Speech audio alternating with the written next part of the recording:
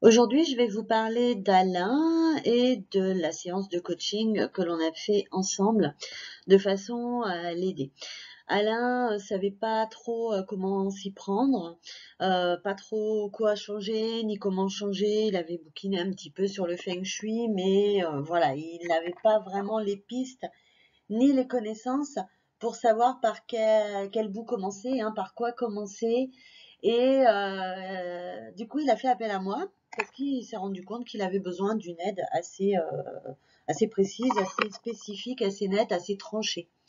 C'est ce qui nous a décidé d'ailleurs à partir sur un coaching et non pas sur une analyse générale, parce qu'il y avait quand même déjà eu des petites choses faites de sa part, de son côté, en avance de l'aide qu'il est venu me demander. Alors, c'est vrai que son habitation avait un bon potentiel feng shui, hein, son appartement était déjà pas mal au niveau du feng shui, donc ça a quand même pas mal aidé aussi, il faut bien l'avouer. Et du coup, on n'a pas eu non plus des milliards de changements à faire, hein. Comme quoi, parfois, voilà, il suffit de pas grand-chose pour que tout débloque, que tout décante et que tout rentre dans l'ordre. Donc, pour Alain, c'était spécifiquement le domaine professionnel et donc le domaine financier qui est associé, l'argent qu'on gagne, hein, par le boulot, qui stagnait, qui faisait que ça n'évoluait pas comme il voulait. Enfin bref, il avait l'impression de tourner un petit peu en rond, que tout était stérile, que tout était ralenti, que tout était un peu au point mort, et ça l'enquiquinait. Vous le savez, ça ne change pas qu'on soit en coaching ou en analyse, le principe d'étude Feng Shui est toujours le même. Donc on a zioté vite fait du côté du macro Feng Shui et du micro. Bon, de ce côté-là, il n'y avait rien à dire. C'était pas un macro de folie, mais c'était pas le pire macro non plus.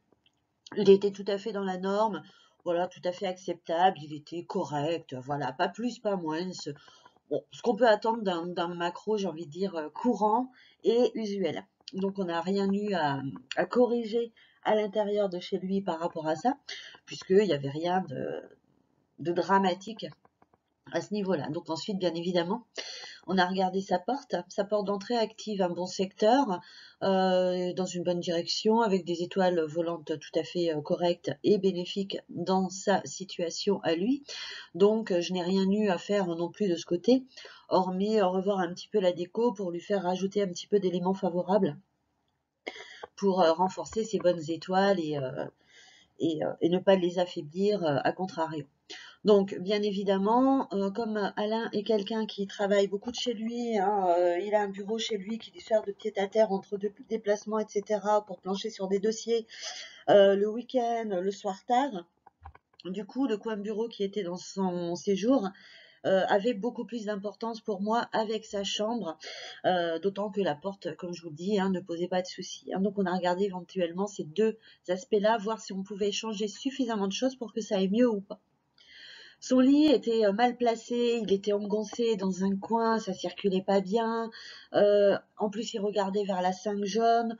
Donc celle-ci, même juste regarder dans sa direction, on n'aime pas. Si on peut faire autrement et se tenir loin de la 5, on se tient loin de la 5. C'est vraiment, voilà, le vieil empereur, on n'a pas, non, on a rien à voir, on n'a rien envie d'avoir à faire avec lui.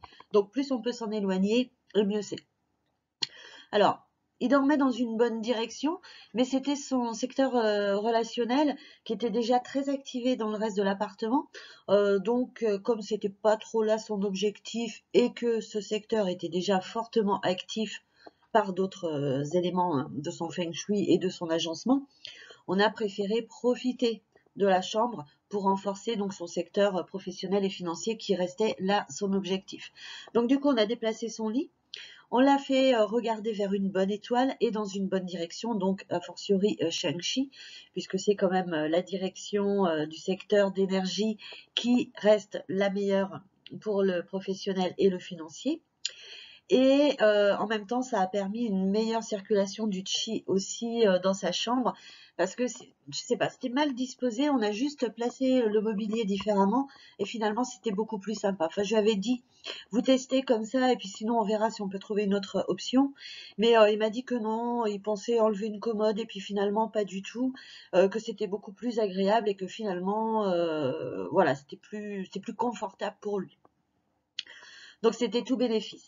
Je lui ai dit de tester par contre la direction Shang-Chi parce qu'elle peut parfois troubler le sommeil parce que c'est une énergie qui est très très très active, très dynamique, donc qui est potentiellement très yang et c'est pas forcément ce qu'on veut toujours dans une chambre. Mais finalement, ça s'est très très bien passé pour Alain, donc il a pu conserver sans aucun problème cette orientation. Voilà, il a bien supporté. Après, ça dépend de la sensibilité de chacun, hein. Il y en a qui supportent très bien. Moi, perso, dormir en Shang-Chi, je sais que ça perturbe mon sommeil. Donc voilà, je préfère des énergies beaucoup plus douces, beaucoup plus tempérées et beaucoup plus yin. Une fois donc tous ces changements dans la chambre validés ensemble, on s'est occupé donc de son bureau qui est un endroit chez lui où il passe énormément de temps.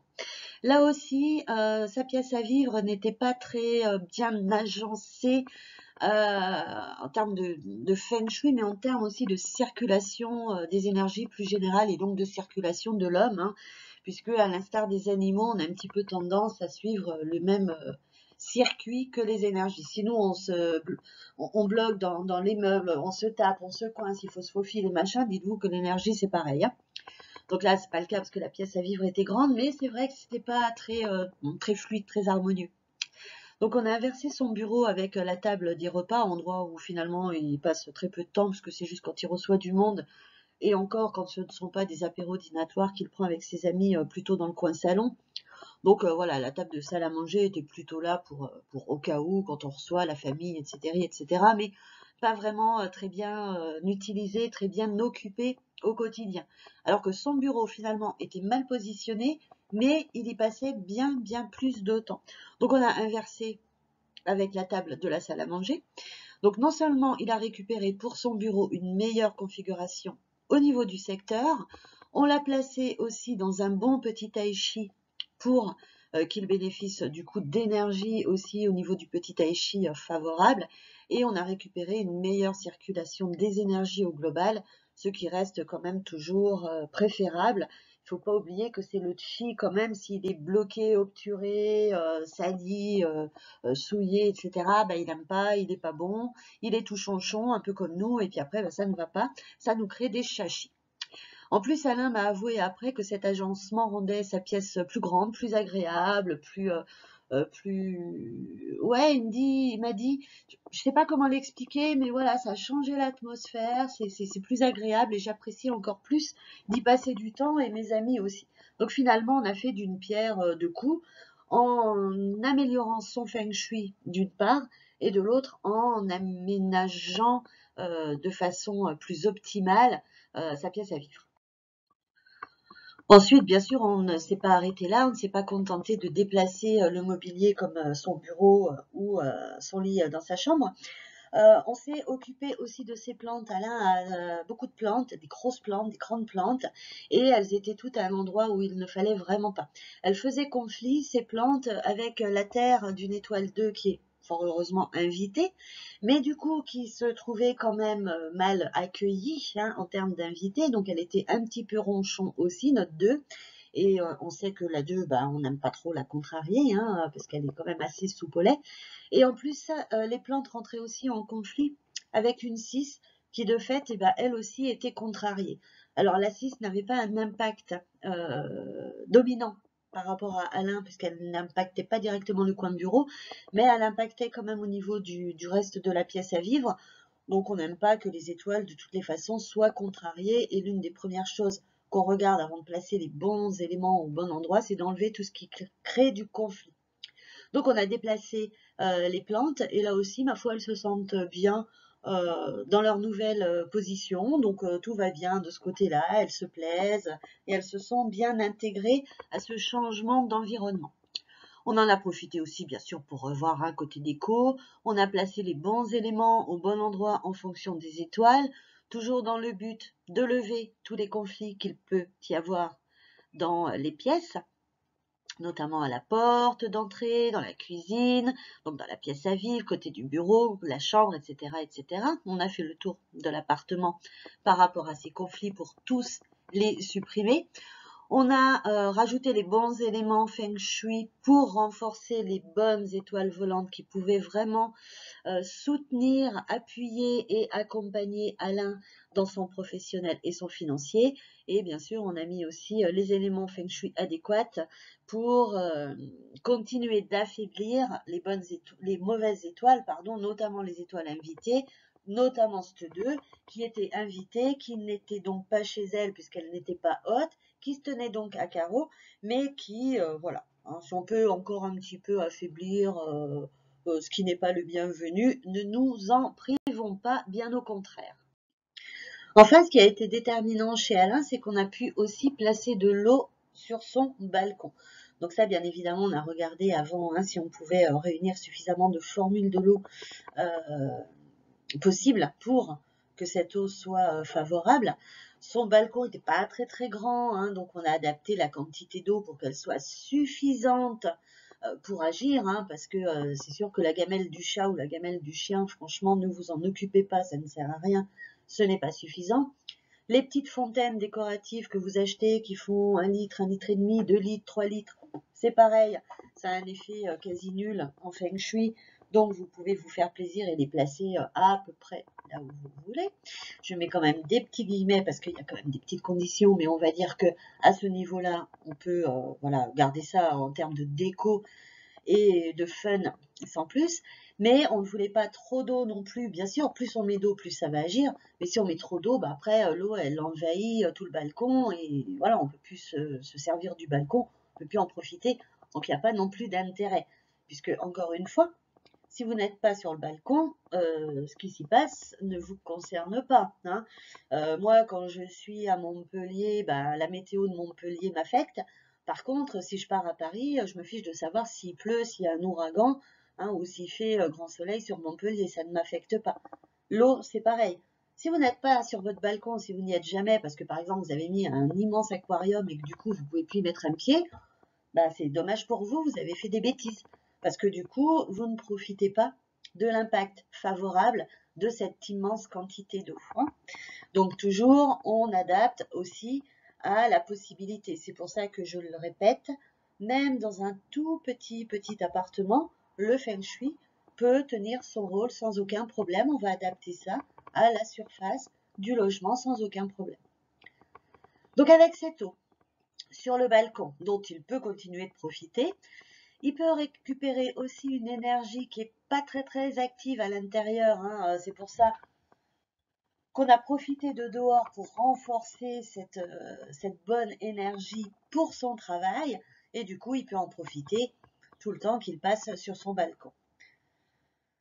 Donc voilà, en même temps, ça a renforcé donc, les énergies. Encore une fois, je le répète, on ne regarde pas que les étoiles volantes, on regarde aussi le secteur. Hein. On sait que l'eau étant yang, elle joue sur le financier, mais c'est du yang, c'est de l'actif, c'est donc aussi le domaine des activités, donc le professionnel dans le cas d'Alain, mais ça active aussi le secteur. Hein. C'est pour ça qu'on ne met pas d'eau n'importe où, par exemple pas avec son secteur Juming, ni son secteur Liusha. Parce que vous allez vous dire, ouais chouette, j'ai mis de l'eau, ça va m'apporter la richesse, et puis paf, patatras, c'est catastrophe. Donc on ne fait pas de bêtises avec l'eau, ça ne pardonne pas. Et de fait, eh bien, j'ai eu des nouvelles de Alain. Ça continue d'aller super bien au niveau de son boulot. Au niveau de l'argent, de ses finances, bah écoutez, ça baigne aussi, ça va. Là, il est en train de plancher sur un projet plutôt important qui nécessitait aussi d'avoir les reins solides au niveau financier. Et puis, ça suit sans problème. Donc, l'objectif qu'on s'était fixé au début de ce coaching a été pleinement rempli et pleinement atteint. Finalement, ça nous a pris 1h30. Alors, bien sûr, on n'a pas fait tout le tour de l'appartement non plus. Il y avait Alain tout seul. Donc, de fait, j'ai pu me concentrer uniquement sur lui sans m'occuper d'autres personnes, ce qui forcément me rallonge le temps d'analyse, notamment pour chercher des solutions qui conviennent souvent à tout le monde. Hein. Donc là, comme il n'y avait que lui, je faisais voilà, hein, le travail que sur lui et j'avais pas d'autres chiffres QA à regarder pour voir si ça impactait en positif ou en négatif. Mais en tout cas, on a largement eu le temps de faire le tour de sa problématique, de regarder un petit peu son appartement au global et puis de plancher vraiment lui et moi ensemble sur ce qu'il était possible, pas possible de faire, parce que j'ai pas forcément non plus toujours tous les détails, comme c'est un travail sur plan, hein, je vous le rappelle. Donc voilà, parfois, suivant la qualité des plans ou s'il y a eu des travaux qui n'ont pas été notifiés, j'ai parfois quelques petites infos erronées où il est difficile aussi de savoir si en termes de faisabilité c'est possible, hein. Parfois j'ai beau avoir le mur et les dimensions. Bon, est-ce que votre lit à vous, suivant sa taille, rentre là ou pas? Est-ce que ça vous laisse du passage, etc. Ça sont des choses que la personne sur place voit quand même beaucoup plus facilement, hein, avec un œil plus averti, plus habitué que moi, même si les plans donnent une idée, mais c'est vrai que j'aime bien en coaching confirmer toujours que oui et que ça convient à la personne, parce que après il y a des gens qui n'aiment pas certains agencements et ça c'est mon travail aussi d'en tenir compte. Une fois qu'on a eu fait le tour de son appartement, on a pu aussi reprendre certains points de Feng Shui qu'Alain ne comprenait pas. Il y avait certaines choses qui étaient difficiles pour lui d'appréhender. Le petit tai chi, par exemple, il voyait pas trop ce que c'était. Niveau secteur, direction, emplacement, direction, voilà, il y avait un petit peu de flottement. Certaines étoiles aussi qu'on a pu approfondir, notamment sur les bons côtés de l'étoile et les mauvais côtés de l'étoile, lui faire comprendre pourquoi ça c'était judicieux à tel endroit et pas là. Sur les aspects aussi d'étoiles hautes et d'étoiles invitées, hein, étoiles yin ou étoiles yang, hein, on peut les appeler comme ça, ou encore étoiles de montagne et étoiles d'eau. Peu importe le nom, le résultat reste le même. Donc tout ça a été fait. En tout cas, Alain va toujours aussi bien dans son appartement et j'attends avec impatience qu'il ait un prochain projet immobilier pour qu'on puisse travailler ensemble dessus et obtenir encore une fois d'aussi bons résultats. Donc maintenant, c'est à vous de jouer, à vos plans. Ne baissez pas les bras, ne vous dites jamais que c'est fichu, que c'est cuit, que c'est plié et qu'il n'y a pas de solution, qu'il n'y a pas d'issue.